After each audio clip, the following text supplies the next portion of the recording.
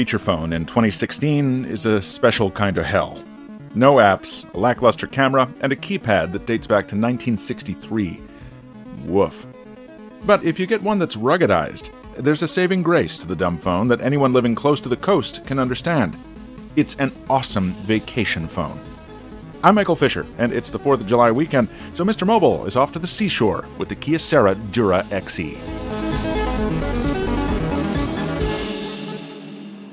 Okay, so obviously, settings like this aren't what the Dura line was built for.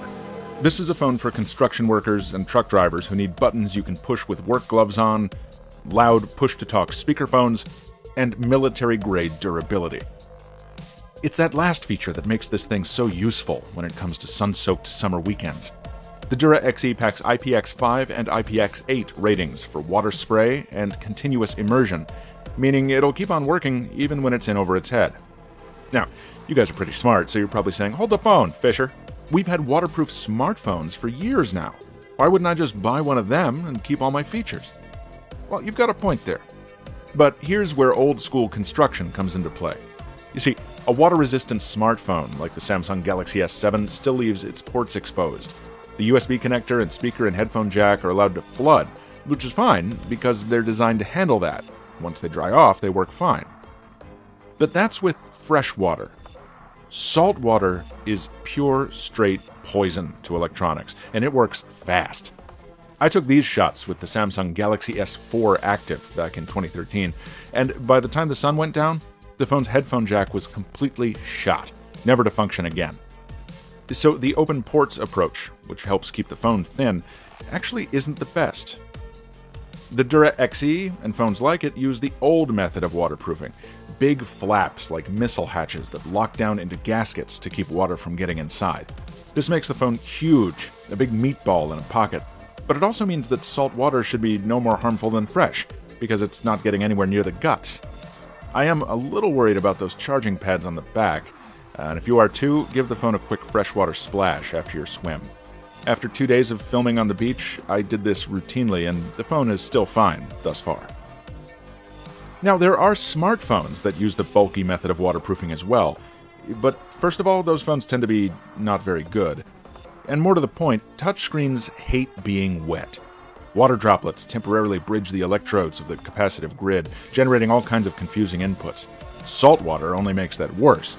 And let's not even bring up sunscreen, hot dog mustard, or any of the other exciting beach stuff you might get on your phone. For this same reason, the mentality of, oh, I'll just put a case on my iPhone, kind of breaks down too. The thing is still going to be gross by the end of the day, and when little grains of sand find their way inside the case, well, you're going to have a bad time. Once again, the old ways to the rescue.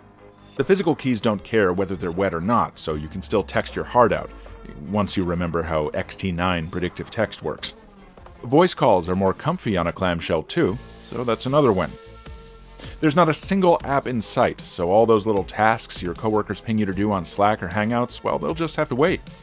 And if you finish that book on your Kindle and need to download another, or you're one of those daredevils who brings an iPad or a Chromebook to the water, this phone has LTE and Wi-Fi hotspot baked into its Android-based OS. Crazy, right? Look, am I advocating buying a Dura XE just so you can have a better beach and boat phone? Not at all. Like I said, carrying a dumb phone in 2016 is just miserable in so many ways. Plus, it's too pricey to justify as a novelty purchase.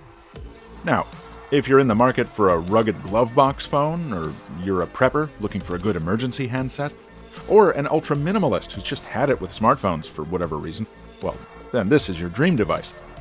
Most likely, though, if you're familiar with this phone, it probably means your employer has issued you one. And if that's the case, congratulations. You can stop thinking of it as an antique clunker and start thinking of it as a sweet vacation phone. That's all for this week, folks. Until next time, Mr. Mobile is off to take in the sunshine. Hit that subscribe button and the thumbs up if you dug this video, and thanks for watching. I'll see you next week.